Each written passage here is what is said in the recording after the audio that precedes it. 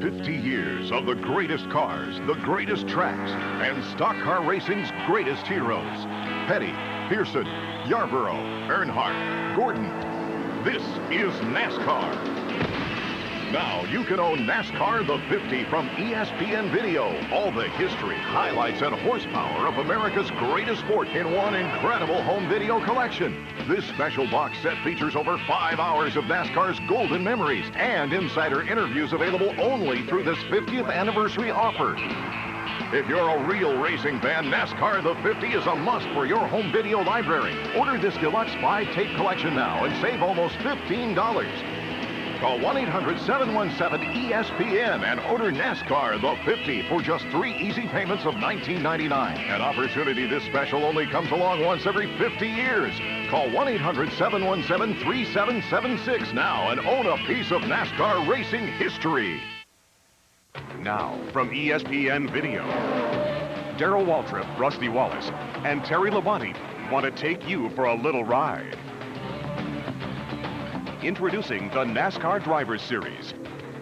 Your chance to own the memories and the milestones of the men behind the wheels. It all starts with Darrell Waltrip, Quicksilver. Follow Darrell's brilliant career as 1997 marked his silver anniversary on the NASCAR circuit. More than anything, you see his love for his family. It's an in-the-pits, behind-the-scenes look at the man who's done it all. Next on the starting line, Rusty Wallace in the driver's seat. Get up close with the 1989 Winston Cup Series champ. Rusty, he knew about that car from one end to the other. It's an intimate look at one of Winston Cup's elite. At the pole position, Terry Labonte, turning iron into gold. Listen to radio chatter as Terry and his crew clinch the '96 championship in Atlanta. Congratulations, man! Witness this look at the making of a race champion. It's all on ESPN's NASCAR Driver Series from ESPN Video. Ask for these and other NASCAR videos where you buy videos, or to order, call 1-800-717-ESPN. If they were any more real, your couch would need an airbag. The sensation of the speed the first time that anybody does this can take your breath. The King, Richard Petty, on the Richard Petty Driving Experience. First time out, you better let off right past the start-finish line and get that thing aimed to get in the corner, because most people have never experienced the transition of going from a flat surface into a bank. It's motorsports competition with you at the wheel. The Richard Petty Driving Experience. For more information, call 1-800-BE-PETTY. It's enough to take your breath away. And now, our feature program. In the final stretch, Weatherly is high on the track. Lee Petty in the center, Beauchamp below him.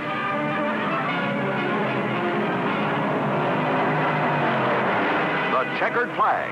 The race is over. Both Petty and Beauchamp clocked in the identical time. 3 hours, 41 minutes, 22 seconds. Petty and Beauchamp both wheel to the winner's circle. Both accept congratulations of the crowd in one of the most amazing finishes ever recorded in stock car racing. In that split second at Daytona in 1959, a sport was defined. NASCAR was just in its 10th season of sanctioning auto races, and that unexpectedly close finish in the inaugural Daytona 500 set a new standard for competition in stock car racing. At that point in NASCAR history, there had only been 11 races scheduled for 500 miles. All but 2 of those were held at the Darlington Raceway. The average margin of victory in those previous events was nearly 2.5 laps, and the average time taken to run the races was greater than 5 hours and 45 minutes. In 1959, the Indianapolis 500 was recognized worldwide as the standard against which all motorsports competition would be measured. Through the first 41 Memorial Day Classics at the Brickyard, only once had the margin of victory been less than 20 seconds. To think that a stock car could run 500 miles in less than 3 hours and 45 minutes and then produce a photo finish marked a new era for NASCAR and set the standard for great races that would come to be expected from stock car racing fans. This is a collection of NASCAR's greatest races as we celebrate NASCAR's golden anniversary. Hi everyone, I'm Bob Jenkins. That great race at Daytona in 1959 was the culmination of a 7-year effort by the founder of NASCAR, Big Bill France, to build his dream speedway in his adopted hometown of Daytona Beach, Florida. After many years of racing on the sands of Daytona Beach, France knew if he wanted his series to have major league credibility, it needed a major league palace in which to compete. NASCAR had sanctioned speed trials as well as stock car modified and sportsman races on the old Daytona Beach road course from its first season in 1948 through its final season of beach racing in 1958. The battles on the beach were always spirited and featured the colorful characters who would paint the canvas that would serve as the backdrop for the evolving sport. Tim Flock was a big winner on the beach with 4 wins and tells great tales of legendary races. They had the schedule on account of the tides coming in and out. In fact, in '56, they cut the race short that I won, maybe about 10 laps probably. Of course, it was 4 miles around the track. But the tide come up, and we was actually running in some of that ocean water, man. And it was getting kind of tough, you know, if you run on the highway and hit a puddle of water to jerk the wheel out of your hand. But you can imagine we was running on those waves, and we didn't know how far they were going to come up. So they finally put the red flag out and stopped it with about 10 or 12 laps to go. But the tide was the way they started the race and the way they stopped the race. It was the final battle on the beach in 1958 that would leave a lasting memory of what the races in early days of the sport was really like. Paul Goldsmith was at the wheel of Daytona Beach's legendary mechanic, Smokey Yunick's Pontiac. Curtis Turner was at the wheel of a Ford out of the shops of a new organization, Holman Moody. While the crowd roared at the amazing power slides Turner would throw entering the north turn, Goldsmith used quick pit work to build his lead taken from his pole position starting spot. With just 9 laps to go, Turner spun after being trapped behind Johnny Allen entering turn 1. Goldsmith's 10-second lead appeared to be insurmountable until the final lap. Temporarily blinded by the mist from the sand and surf, he drove up the beach past the north turn. Goldsmith quickly recovered and beat Turner to the finish line by 5 car lengths. It was a great race for NASCAR and a fitting end to its colorful history of competing on the beach. Since its opening race in 1959, the Daytona International Speedway has provided some of the greatest races in NASCAR history. The prestige of a Daytona win has brought high drama and tension to a speedway that was built upon incredible competition. In race after race, year after year, it is remarkable how Big Bill France's original vision for what a perfect stock car track should be would meet the reality of always staging a stirring race for the ages. In July of 1984, Daytona was the setting for a race of great historic significance. President Ronald Reagan gave the command to start engines from Air Force One while en route to Daytona to watch the Firecracker 400. Gentlemen, start your engines. At the invitation of Bill France, for the first time in NASCAR history, the President of the United States would attend a NASCAR Winston Cup race.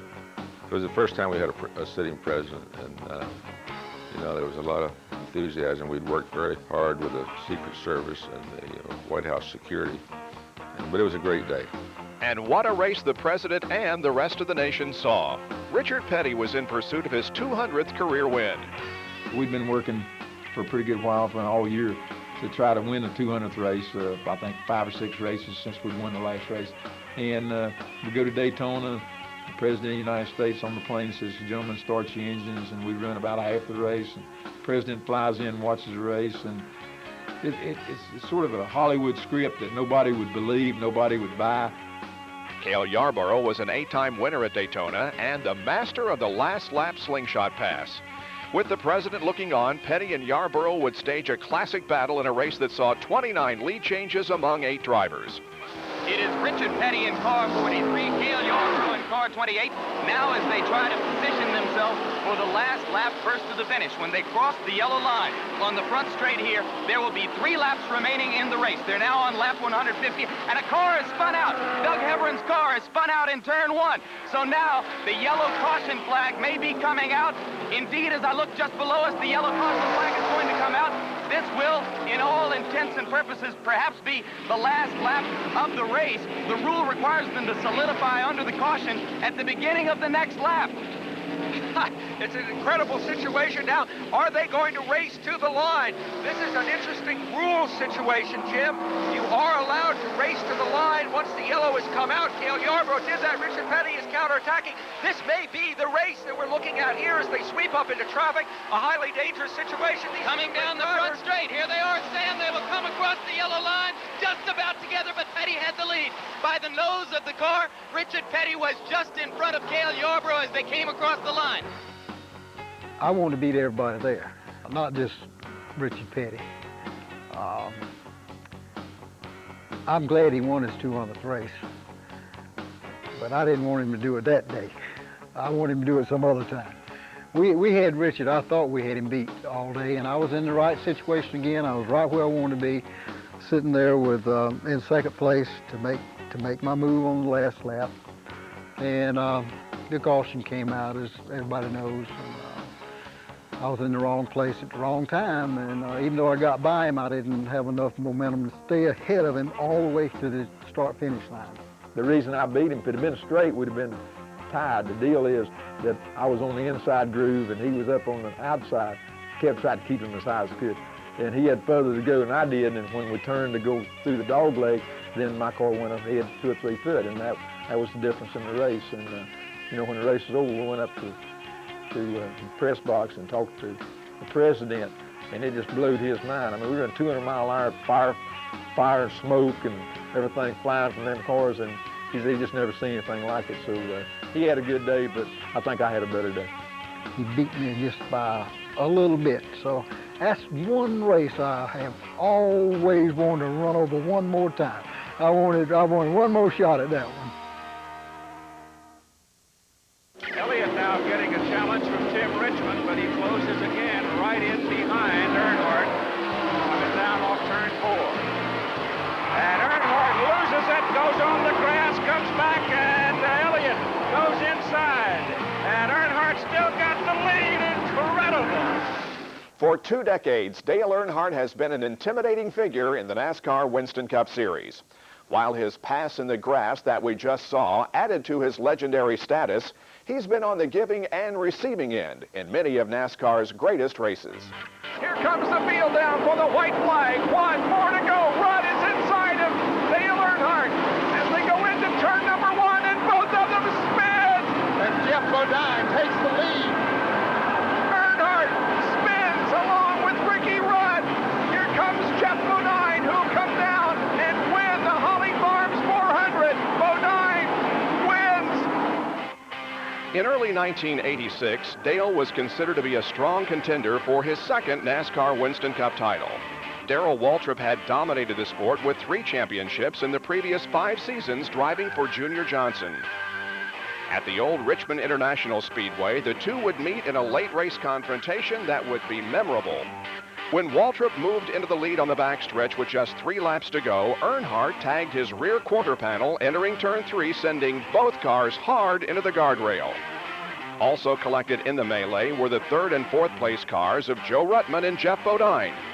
When Kyle Petty avoided the cartage to move from 5th to 1st and win the race back to the caution flag, he became NASCAR Winston Cup Racing's first 3rd-generation winner. Post-race emotions ran deep, with each driver searching for answers as to what happened. Dale Earnhardt, what was your view on what happened in that accident? Just hung up with old Darrell. We got in the wall. Close racing all day. Do you think it was going to come down to that? I was hoping we could race on, but we just hung up. Congratulations, old Kyle. You know, he's sitting in the right place at the right time. Who do you feel hit who on that last thing between you and Darrell?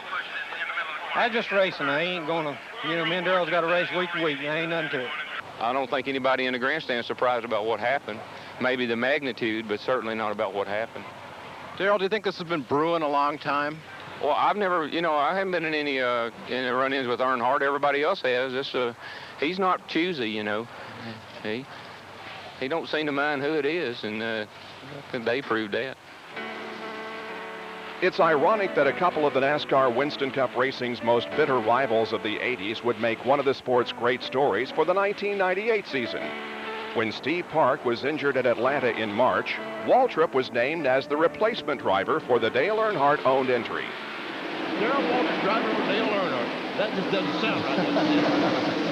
Well, some of the great battles that we've had in the past, almost feuds, I guess you would say, and now they're together. A lot of respect for each other, though.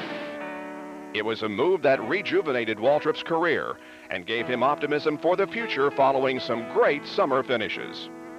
Darrell, a lot of people left you for dead. Your career, you've shown that you still have the fire. They didn't put quite enough dirt on me.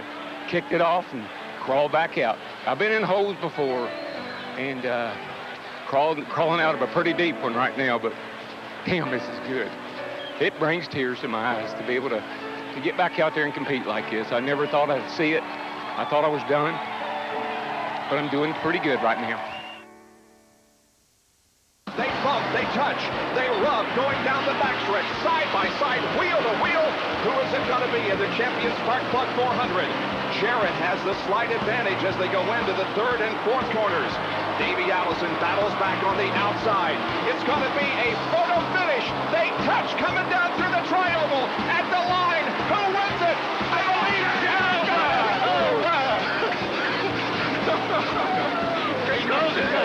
Oh, wow. Dale Jarrett won it, but it was a photo finish. He didn't win by more than 4 or 5 inches. In just 7 brief seasons, Davey Allison had an incredible impact on NASCAR Winston Cup racing. While that great race at Michigan produced Dale Jarrett's first career win, Dale knew he had earned it by edging one of the sport's all-time greats. When Davey was in the hunt for the win in the late stages of a race, you knew the finish would be memorable. Here comes Mark Martin trying to make a move off of corner number 4. It's a drag race. Wow. I don't know. A photo finish. I think Davey Allison won, but I wouldn't say for sure. In 1992, Davey Allison was in the thick of the battle for his first NASCAR Winston Cup championship, but he was not alone. As the season unfolded, there was a room full of contenders. It was also the season of Richard Petty's farewell tour. After 200 wins, 7 championships, and 35 years of competition, the King was saying goodbye to his race fans. As the season neared conclusion, Bill Elliott was the championship favorite. The 1988 NASCAR Winston Cup champ was driving for Junior Johnson in a team that had won the title on 6 previous occasions. Alan Kulwicki was the underdog, driving for a team he owned himself. He raced with a limited budget, but unlimited racing knowledge. Davey Allison was in his 6th season in the number 28 Robert Yates powered Ford, and the driver and team was maturing into a championship contender. Allison had taken the points lead in the next to last race of the season with a win at Phoenix, while Elliott struggled to a 31st place finish. When the NASCAR Winston Cup Series arrived in Atlanta for the Hooters 500, the stage was set for one of the greatest races in series history. It was the largest crowd ever for a NASCAR Winston Cup race at Atlanta. While 6 drivers had a mathematical shot at the title, everyone knew the champion would come from the trio of Allison, Elliott, or Kulwicki. The crowd also had its eyes on Richard Petty, who was making his final on-track appearance in his 1,184th career start. An interesting footnote to the day was the fact that another driver who would have a significant impact on the sport was making his very first start, Jeff Gordon. The race was a roller coaster of a ride. On lap 95, Richard Petty ran his last lap at speed. A crash ahead forced him into the rear of Darrell Waltrip, which sent him crashing. There is the King out of the car, and this may be the final farewell. With all attention now focused on the championship, Davey Allison was doing all he needed to do. A top 5 finish would guarantee a championship. But with less than 70 laps to go, his dream for a title was halted.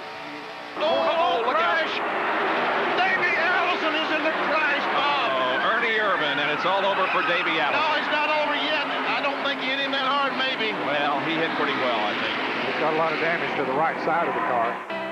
It was now a 2-man show. Elliott and Kulwicki battled like true champions, driving their hearts out lap after lap. Using Paul Andrews' brilliant pit strategy and meticulous calculations for laps led, Kulwicki knew in the closing laps a second-place finish would earn him the title.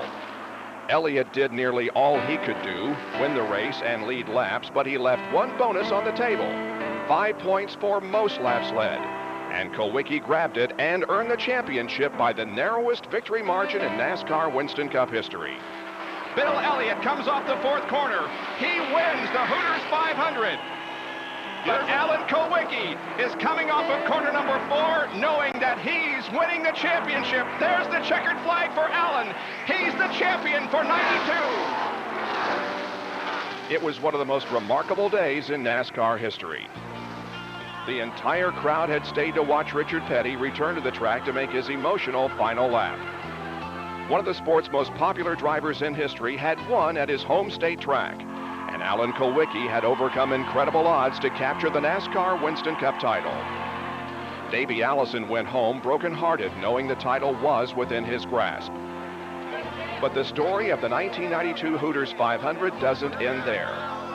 Jeff Gordon has gone on to be one of the sport's biggest stars, already capturing multiple NASCAR Winston Cup titles. Separate aviation accidents would claim the lives of Kulwicki and Allison within 8 months of the Atlanta race. Their run for the 1992 title would be their last. Many fans wish that crisp, cool fall day overflowing with emotion and drama could have been frozen forever in time.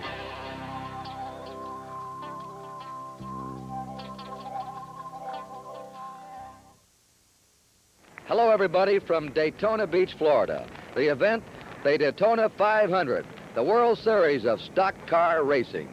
Without a doubt, television has had an incredible impact on the growth of NASCAR.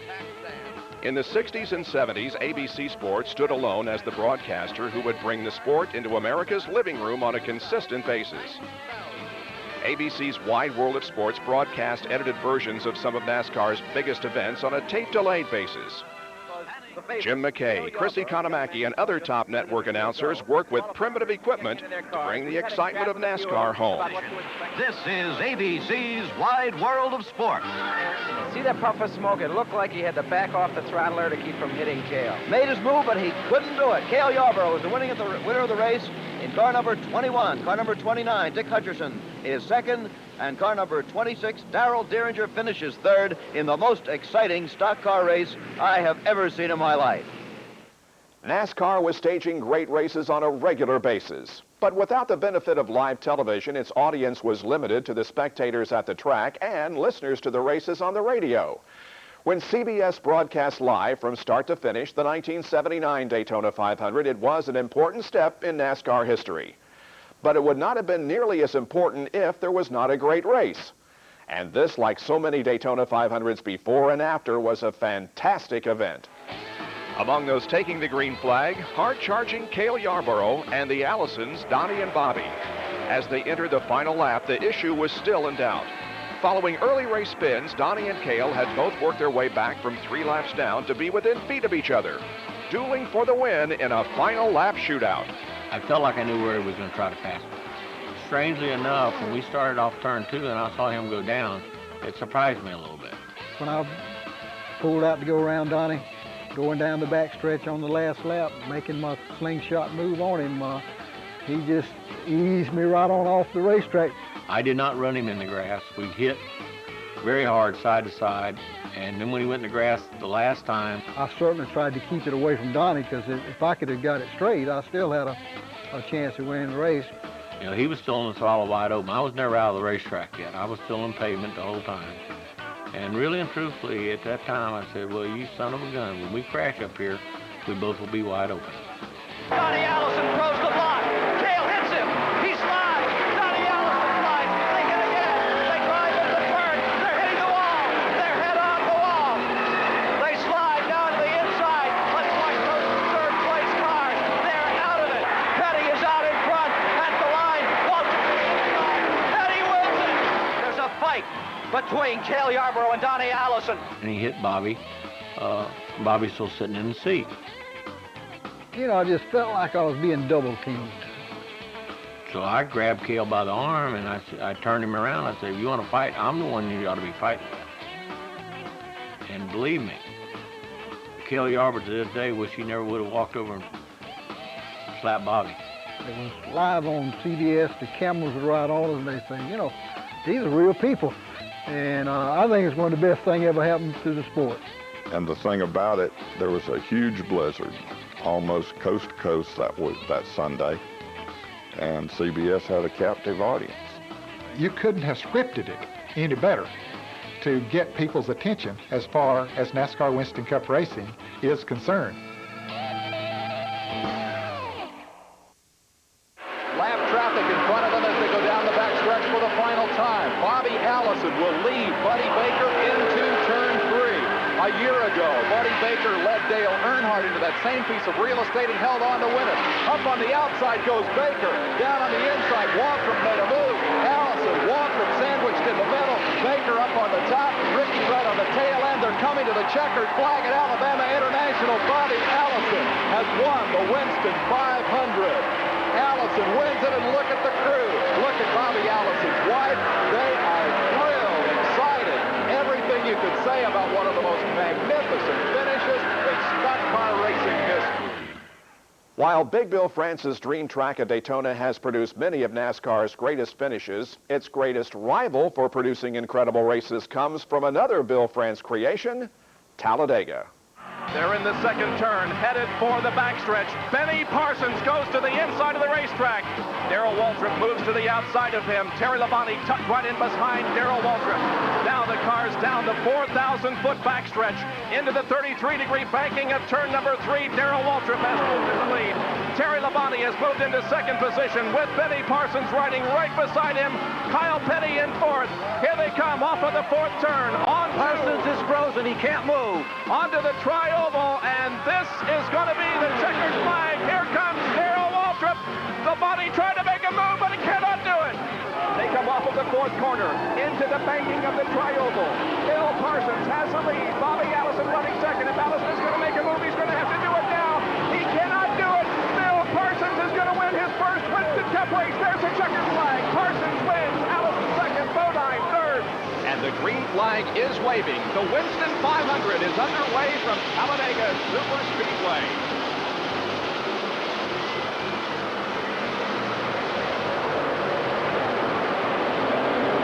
Takes a while with these restrictor blade engines to get them up to full song. In fact, it takes a little more than a lap to get them up to full speed.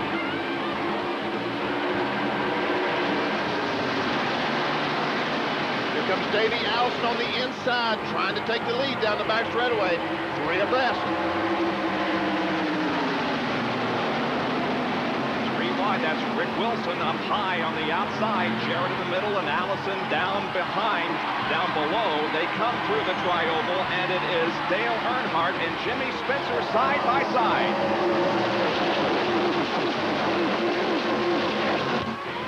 Jimmy Spencer has never led a lap here at Daytona and never led a green flag lap this year. I don't know whether he did or not. It was close. They're 3 wide in 1. Man, this is unbelievable. Look at him. And Earnhardt in the middle. Ooh, I'd like to see him get out of that situation. Two abreast is scary enough, let alone 3 abreast. I mean, this looks like the start of an Indianapolis 500, 3 abreast. Dale Jarrett's trying to push Dale Earnhardt. He wants to push him on out in front. He might have done it. That's Wally Dallenbach right behind Davey Allison on the low side of the racetrack, and Ken Schrader coming up too. Now we have Earnhardt ahead, but behind him there's still 3 wide out of 4. And a lot of movement in the middle of the pack as Rusty Wallace comes down and makes it 4 wide on the tri-oval. And folks, when we tell you these are the greatest race car drivers in the world, do you doubt us now? Here they come off the fourth corner. Ernie Irvan leads them down now. Is he going to win the Winston 500? Jimmy Spencer is second. They come through the tri-oval. Checkered is waving. Ernie Irvan wins, and Rusty spins and gets airborne and flips wildly right at the start-finish line. Very reminiscent of his accident at Daytona. In race after race for 30 years, NASCAR's fastest superspeedway has produced great competition. But no year may ever match the Talladega races of 1984. Some rate the great races by the number of lead changes. The NASCAR Winston Cup races at Talladega in 1984 set a standard that will be hard to top. In the 1984 Winston 500, there were 75 lead changes among 13 drivers. Cale Yarborough used a slingshot move on the final lap to edge Harry Gant by just 2 car lengths. In regards to lead changes, it was the most competitive race in NASCAR history. Just 12 weeks later in the 1984 Talladega 500, there were 68 lead changes among 16 drivers, and a finish that featured a 10-car battle to the line that required 3 photo finish cameras to determine the finishing order. With official lead changes only counted at the start-finish line, the 2 Talladega races in 1984 produced 143 lead changes in 376 laps of competition, an average of a lead change every 2.62 laps. NASCAR's oldest superspeedway is Darlington. Hosting the first Southern 500 in 1950, it was the first place NASCAR ever raced its stock car series on a paved oval. Always a Labor Day tradition, it was the most prestigious race in the series for many years. In the early days, the races at Darlington were marathons, taking more than 6 hours to complete. The key to winning was a combination of endurance, speed, and luck. Winners were the early icons of the sport like Herb Thomas, Curtis Turner, and Buck Baker. David Pearson is the acknowledged master of the egg-shaped oval. His 10 career wins remain the most ever, with Dale Earnhardt second on the list with 9. Although the track had hosted many great races, many will say it hosted one of the sport's all-time greatest in 1985 when Bill Elliott came to Darlington with the opportunity to win a $1 million bonus posted by Winston. Bill Elliott opened the 1985 season with a win in the Daytona 500 and then won the second leg of Winston's Grand Slam events at Talladega in the Winston 500. Elliott staged a remarkable comeback in that race that saw him make up a 5-mile deficit under green flag racing conditions. With those 2 steps toward the $1 million in the bank, the eyes of the entire sports world was on Darlington that Labor Day weekend, with a huge amount of pressure mounting on NASCAR's newest hero. That 1985 event was one of the most incredible experiences any of us covering auto racing could have possibly gone through. Here was Elliott, this young kid from Georgia that looked and sounded like Huck Finn, but he shows up at Darlington ready to potentially win $1 million, and he surrounds himself with guards. And Darrell Waltrip just takes the opportunity and jabs at him the whole time. Harry Hyde, one of the big crew chiefs at the time, was jabbing at him as well, but the Elliott boys just sort of focused on their race car and they got the thing dialed in. It was at that time and remains the greatest media craze I've ever seen at a racetrack. A lot of people absolutely would not leave the man alone. He would crawl under the race car. He works on his own race car. There was a camera or a microphone under the race car with him. And Bill has admitted in years since he didn't know how to handle it. And I've written and expressed it this way: I'm very surprised that his hair didn't fall out like Roger Maris's did when he was chasing Babe Ruth's home run record in '61. As the race unfolded, Elliott kept a smooth, steady pace, running in the top 5 through the first half of the event. But the road to the Winston Million contained a few landmines. And we've got to spin and turn the turn to Earnhardt. And right in front of Elliott, and Elliott misses him. Boy, that was close. Bill Elliott almost saw the $1 million go away on the backstretch. It was only a few laps later when a problem erupted ahead of Elliott that looked to be certain disaster. But boy, here's the contest up front for the front position in the 36th Annual Southern 500. Yarborough trying to play the rabbit, Bill Elliott playing the hound. He's got $1 million up for grabs, and one guy from nearby Sardis, and oh no! An engine, it looks like it's gone away on Cale Yarborough. And look at Elliott go down on the apron trying to get around. Bill Elliott with some very anxious moments. Fortunately for him, the entire field behind him senses the situation and let him go. Bill Elliott once again averts disaster by mere inches and just fractions of a second. And some heads-up driving. Listen to the crowd. Withstanding the pressure of a 4-hour marathon race, as well as the opportunity to write his name in the history books, Elliott motored on toward one of NASCAR's most famous checkered flags.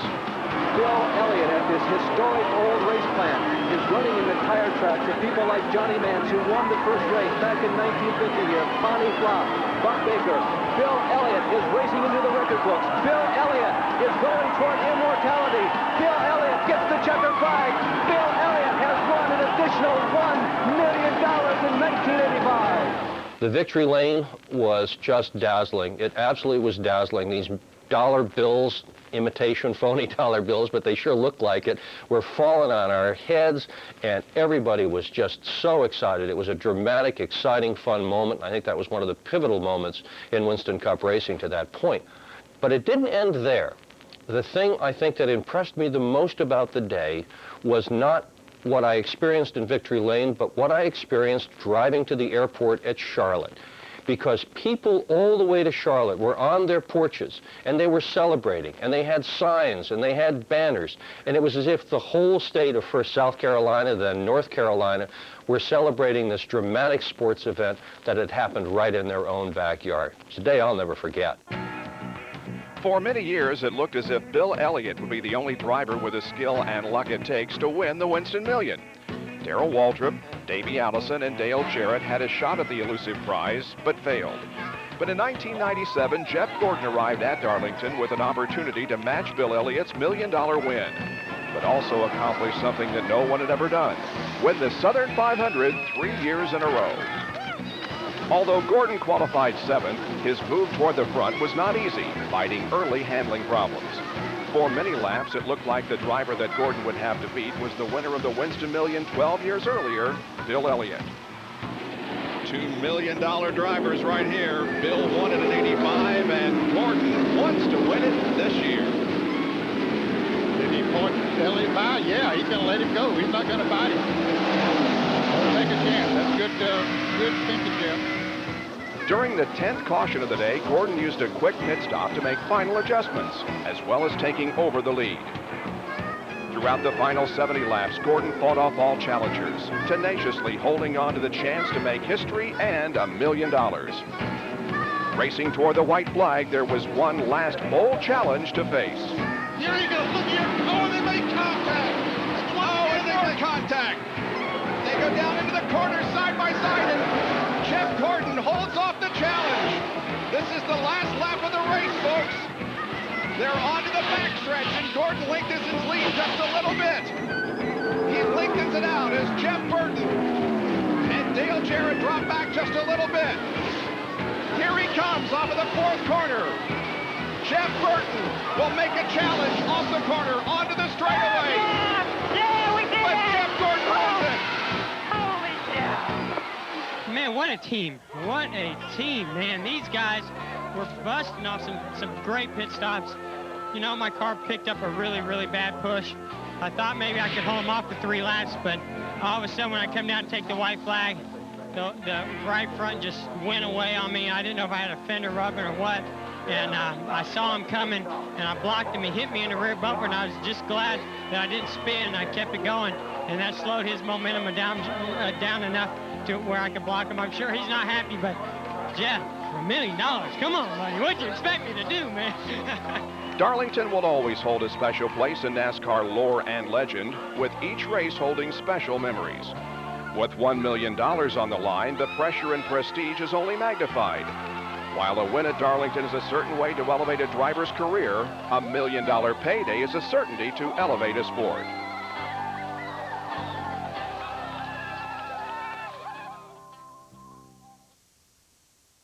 Side by side, here they come for the checkered flag. Who's it going to be? Will it be Ernie Irvin on top or Jimmy Spencer on the low side? Off of corner number 4. Here they come. It's going to be a drag race to the checkered flag. Jimmy Spencer wins it. Whoa, baby. How about that? Great races and Daytona seem to go hand in hand. Race-long competition, multiple lead changes and leaders, side-by-side battles to the checkered flag all make Daytona the stock car racing mecca. Many great strategies have been used to try to win a Daytona trophy, but none may match the moves made in the 1974 Firecracker 400. Many of NASCAR's biggest stars of the 70s were starting up front for the Independence Day Classic, And the first lap gave great indication that this would be an ultra-competitive race. And here we go with the Firecracker 400 for 1974. Coming through the tri-oval, the dog-leg in the back, coming in towards the tri-oval, and the cars are away in a very nice tight pack for this first lap. Very well behaved field is through the goal with the dust flying in towards turn 1. And in turn number 1, it is Bobby Allison. Car number 16, the Matador, jumping into the lead. Watch car number 88 moving up alongside David Pearson. Donnie Allison moving inside. He's bidding for second place, and following in his draft is Buddy Baker in car number 15. Bobby Allison has the lead. Donnie Allison takes second place. Buddy Baker follows him, running right alongside. Here comes Cale Yarborough moving inside of Baker, making a bid for leadership. But Donnie Allison passes Bobby Allison. And here comes Buddy Baker, picking up Donnie Allison's draft, and he moves into second place. Baker bidding for the lead now as he moves up alongside Donnie Allison. They come sweeping down on a turn number 4. It's Baker holding the lead by just a few feet, and here comes Bobby on the inside, and he takes the lead. In 1974, there were no restrictor plates used to keep speeds in check. The lead draft featured slingshot move after slingshot move. The mix of cars was also interesting. Buddy Baker was in Bud Moore's Ford. Cale Yarborough was in Junior Johnson Chevrolet. David Pearson was in the Wood Brothers Mercury, and Richard Petty was in his famous STP Dodge. Most curious was the AMC Matador, prepared by Roger Penske and driven by Bobby Allison. 5 makes of cars prepared by 5 legendary race teams in the hands of 5 Hall of Fame drivers. As usual in the July heat, attrition was heavy. More than half the field was eliminated by mechanical problems. But the battle up front was raging. There were a total of 48 lead changes among 9 drivers. As the race played out, 2 familiar rivals, Richard Petty and David Pearson, were once again face-to-face for the victory. With the drivers racing toward the white flag, they knew every move that the other would make. At least that's what Richard Petty thought. Right, coming down out of turn number 4, coming down past the start-finish line. And Pearson backs off for Petty. Something wrong with Pearson. Petty takes the lead. Petty and Pearson backed off of it. It looks almost as he ran out of petrol or something. I've never seen anything like this happen before. It could be very bad luck for him, but my goodness, what an advantage. Richard Petty. The crowd are absolutely on their feet and yelling. Richard Petty's got an enormous advantage. 300 or 400 yards, it looks like, on that back straightaway down there at almost 200 miles an hour. And there is David Pearson falling back on this very last lap of this fantastic race, but he seems to be closing up, Keith.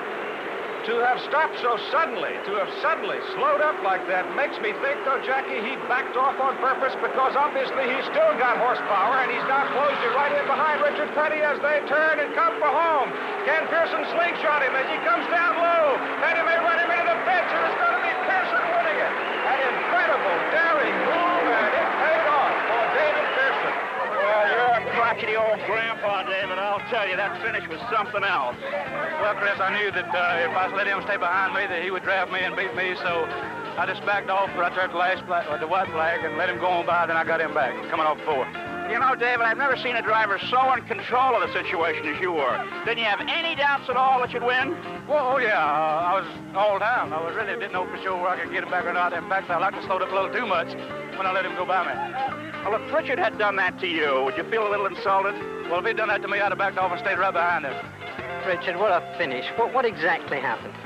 Well, we got to the start-finish line in the last lap, and he went off on it and let me get about 300 yards ahead, and he had enough horsepower that even going down the backstretch, he had to sort of feather out of it to keep the passing me going in the corner over there so that he could make his backpacker coming off the corner, and that's just how simple it is. Now, when he came off the car, what did you think? Did you think that something had gone wrong? What was your immediate reaction? When I was right behind him, and then he went off all the way, if he'd have feathered out of it, then I would have, figured what he was doing. But when he went all the way off on it, then it kind of scared me because I like to run over it. I wasn't expecting him to run off on it, and it was really a dangerous move from that standpoint. So you really did get a big surprise. Yeah, really. I had to jerk the car around, and I got a little bit out of shape, really, to jerk it around and miss him. And it was just one of them things that I think that is awful obvious for him to do something like that, just to show how much faster he was than the rest of us. While the battle for the win was incredible, the battle for third between Baker and Yarborough produced another NASCAR first, a dead heat. For the first and only time in NASCAR history, there was a tie for position. with each driver given credit for a third-place finish. Richard Petty and David Pearson had many memorable finishes. While their race in the '74 Firecracker 400 that you just saw was stirring, it was only an appetizer for what would be seen in the sport's biggest race in 1976, in what is widely considered the greatest race in NASCAR history. What are the elements that go into making the 1976 Daytona 500 the greatest race in NASCAR history? First of all, you need a race with worldwide stature. With the Daytona 500, undoubtedly NASCAR's biggest race, that criteria is met. And you need a wide audience. 125,000 fans were on hand in Daytona to watch, along with a nationwide audience on ABC Sports, which picked up their live coverage of the event with the race entering its final stages. Next, you need great competitors. Richard Petty is the undisputed king of stock car racing, with 200 career wins, 7 NASCAR Winston Cup championships, and 7 Daytona 500 wins. His record speaks for itself. David Pearson is second on NASCAR's all-time win list with 105 victories. With 3 NASCAR Winston Cup championships, the Silver Fox was the dominant driver of the 70s on super speedways, driving the Wood Brothers Mercury.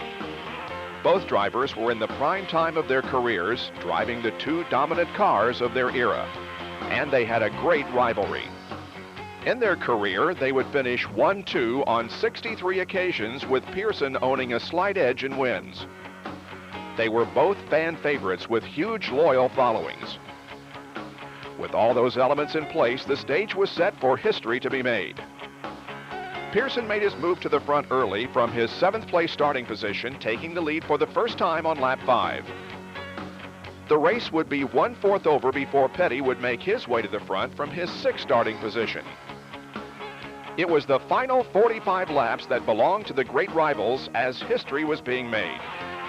The lead was swapped 5 times, with neither giving an inch nor an indication as to their strategy. On lap 188, Petty retook the point, a position he would hold until it was time for the white flag to fly. Everybody is standing here at the Daytona International Speedway. Look at David Pearson. He has moved closer. Can he do it? He's going to pull out now. He's going to try for the top. I don't know. He's down on the inside. He's got the lead, but there's a car ahead of him. Well, in 1976, we came down to a last lap situation like a lot of the Daytona races had come, and you know, I happened to be leading the race, and Pearson was running second, and I knew he was going to pass me up the back stretch. There wasn't anything I could do about it, and sure enough, here he comes, just motored right on by me, and when he did, he went in the corner and moved up a little bit. I just drove in under him. When he came up, my left front fender caught his left rear, and that, well, of course, both of us spinning around and everything. And, you know, and I'm sitting there, and that thing's spinning, and it's going toward the start-finish line, and you know, I'm going to win this thing backwards, you know. But it got down the infield and bogged down. Stayed on the asphalt, we'd have probably been okay. When I seen him coming up, now, I probably could have backed off and let him get in front of me, but I knew that checkered flag was waving, you know, and of course I was already over against the wall as far as I could get, you know, without hitting anything, so, but we tangled, and luckily for me that I kept mine going.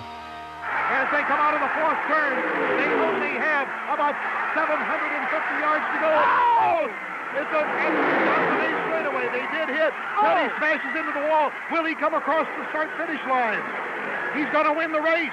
He's going to win it spinning, as he, I believe, will take the checkered flag. No, he did not make it. He is less than 100 yards from it. Here comes Pearson. Pearson is going to try to make it across the finish line. Petty has his car going. Pearson's going to win it. Oh, flashes the angle. He wins the race. Are you all right, Richard? What happened?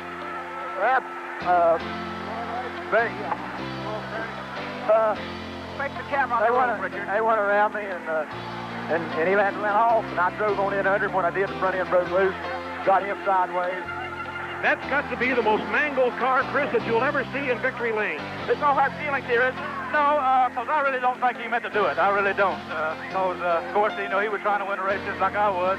And, of course, my car was pushing, too. I was running so hard. And naturally, when I got in front of him, it didn't push that much worse, so he just pushed right into me. From Big Bill France's original vision of what stock car racing could be like to Bill France Jr.'s continuing guidance today, NASCAR has been built upon fair competition, fan friendliness, and incredible finishes. As we celebrate NASCAR's 50th anniversary, we look forward to many great contests for decades to come. I'm Bob Jenkins. I hope you've enjoyed this look at NASCAR's greatest races.